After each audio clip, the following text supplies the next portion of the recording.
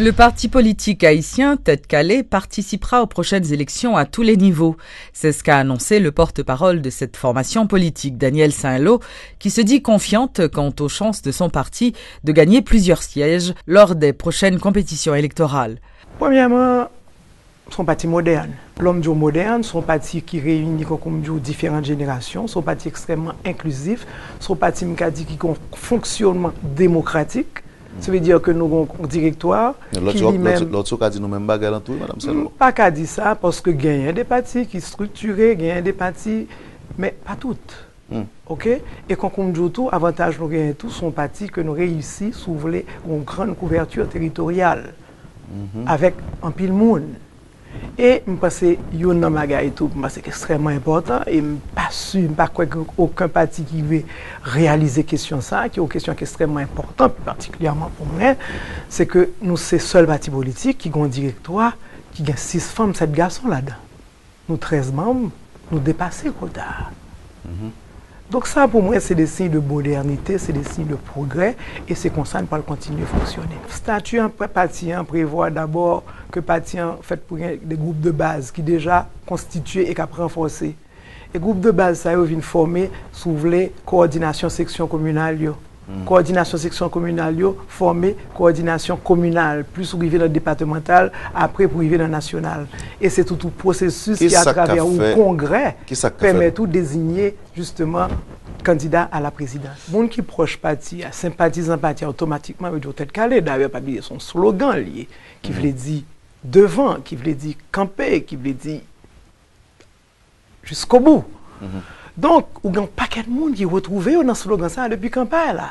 Et avec l'action que l'administration a menée, on vient de plus en plus de monde qui ont même voulu marcher avec question Tête Calais. Rappelons que le parti politique Tête Calais est la formation mise en place par le président Michel Martelly et ses collaborateurs. Au moins 6 présumés pirates ont été arrêtés par les gardes-côtes, accompagnés des responsables de la Semana, lors d'une opération en pleine mer menée le week-end dernier. Ces bandits spécialisés dans le braquage de voiliers ont été appréhendés en possession de $20 000 américains, 24 téléphones portables, 2 armes à feu, 2 moteurs de bateaux volés. Selon le directeur général du service maritime et de navigation d'Haïti, Fresnel Normil, ces individus venaient tout juste de dépouiller un voilier marchand assurant le trajet Miragouane-Barader. Depuis début mois de décembre, il y a un vagabondage que monsieur a plagué sur la mer parce que la police barrée sous terre, ils voulaient perturber le transport maritime. C'est que depuis vers les 1h, j'ai été reçu un coup de fil qui dit que des autres qui sur la mer. Effectivement, même côté à les commandants Wagnac nous dit qu'il faut nous prendre des dispositions rapidement pour nous voir une équipe aller porter secours avec un bateau qui relait j'étais là et que monsieur a payé. Le bateau a quitté Miragouane pour aller en Barader.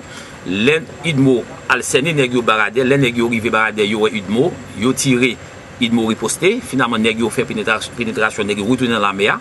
Effectivement, nous te prenons toute disposition à la présidence de nous dire que dégager quel que soit le bateau qui est disponible en attendant garde côte venir, partie des nègres messieurs suivre trajectoire que nègre a dirigé avec Idmo qui sous terre. Garde de côté a fait pénétration, négocié quitté bateau et entre bas Mangove là, et bien avec collaboration population, et bien finalement, je dis là, monsieur Sayo, un paquet qui sorti, moi c'est aussi, que ça sorti dans Delma 33, que ça sorti dans Gérald Bataille, que ça sorti dans Clessine, que ça sorti en Cité Soleil. Donc, c'est-à-dire tout négocié dans la ville de la Port-au-Prince, pour y aller faire des autres l'autre bois. Des armes qui jouent un paquet de malheureux, des gaz, des marchandises, des gaz qui étaient dans le bateau. Monsieur, tu prends tout téléphone, c'est téléphone monde qui était à bord bateau. Donc, dans ce sens, nous voyons en pinga, tout le monde qui voulait tenter pour perturber, pour déranger le transport maritime, et nous dit avec support garde-côte, et nous dit avec la police nationale qui est sous terre, et bien nous dit ça n'a pas passé.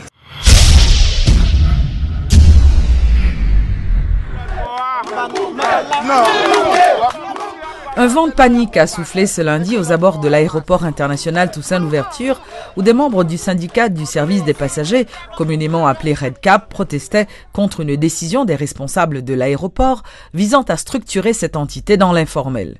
Georges Allen s'était rendu sur place. Son reportage.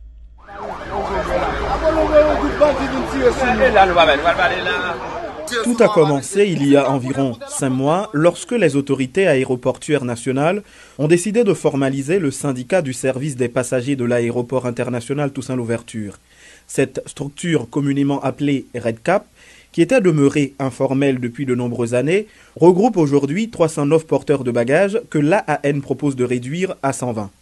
Ces hommes et femmes en rouge, qui se massent quotidiennement à l'entrée et à la sortie de l'aéroport, se voient souvent reprocher leur comportement agressif vis-à-vis des voyageurs à qui ils réclament de l'argent après service rendu, quelques dollars américains le plus souvent. Certains passagers ont été jusqu'à porter plainte au directeur général de l'AAN. Depuis l'annonce de cette décision des autorités aéroportuaires de réduire leur nombre, le syndicat est divisé en 2 camps.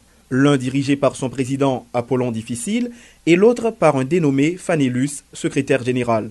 Depuis quelques semaines, les 2 groupes se livrent à une polémique. Ce lundi, aux abords de l'aéroport, les 2 camps se sont affrontés.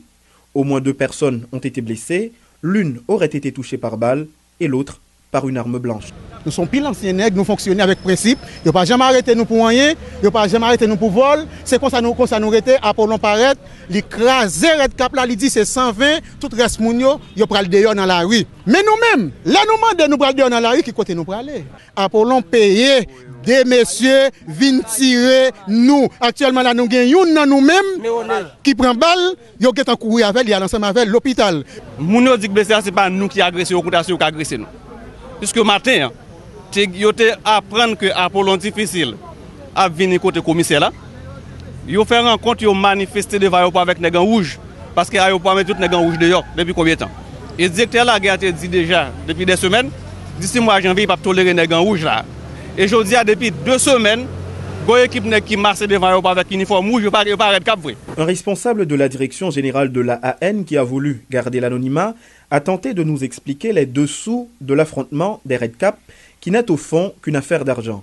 En effet, ces 309 hommes et femmes en rouge, qui n'ont pour seul job que de rançonner les passagers, versent 5 dollars américains par jour au directoire du syndicat sur ce qu'ils parviennent à gagner. Ce qui implique logiquement que la réduction de ces syndiqués à 120 diminuera considérablement les rentrées du syndicat. 43 policiers d'élite de la brigade de recherche et d'intervention BRI ont suivi la semaine dernière un cours pour le maniement de fusils à pompe et de fusils d'assaut dispensé par des policiers formateurs des Nations Unies originaires de France, des États-Unis, du Burkina Faso et du Bénin. Selon le porte-parole adjoint de la PNH, l'inspecteur Gary Desrosiers, cette formation vise à renforcer l'efficacité de la brigade, dont la mission est notamment d'intervenir pour libérer les victimes de kidnapping. Formation s'est rentrée justement dans le cadre de la formation continue au niveau de la DCPJ, Direction centrale de la police judiciaire, spécialement au niveau BRI, qui est Brigade de recherche et d'intervention.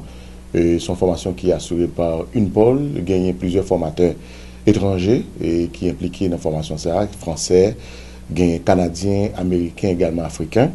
Et il y a une formation en effraction technique côté qui j'ai pour pénétrer justement dans des locaux, les gens de monde qui trouvent dans une situation difficile, également tous les DCPJ à faire intervention. Et puis en arme de pointe d'intervention spécialement Glock, côté que pour une meilleure habilitation avec les armes d'intervention ça qui sont armes de pointe, également armes longues d'intervention, les armes qui longues portées, et encore pour une meilleure habilitation, comment justement pour que soient capables d'utiliser matériel ça. N'abdique tout, les armes ça sont SCAR FN et sont nouveaux armes que y a expérimenté au niveau de la brigade de recherche et d'intervention, et sont armes justement qui sont destinées à éviter d'élitio, police ou l'armée. Le concours de génie organisé par la police communautaire qui a pris fin ce samedi au local du palais municipal de Delma a été remporté par le quartier de Damiens. Ce tournoi intellectuel avait pour but de combattre la discrimination sociale ainsi que la délinquance juvénile à travers certains quartiers de la région métropolitaine.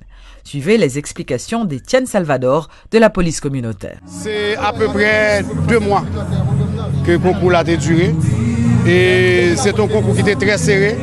Jeunes connaissent que la police nationale prend des initiatives pour qu'elle capable permettre que soient capable de rapprocher beaucoup plus de lui-même et de eux-mêmes tout. Et je crois que ça a le sens. Côté que je dis à la PNH là, clair sur question rapprochement, clair sur question proximité.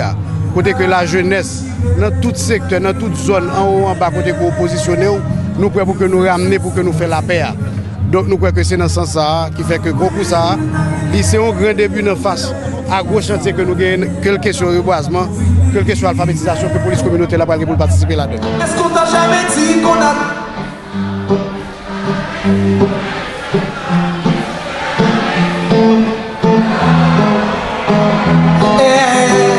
Est-ce qu'on t'a jamais dit qu'on a le même sang? Est-ce qu'on t'a jamais dit qu'on est un seul clan?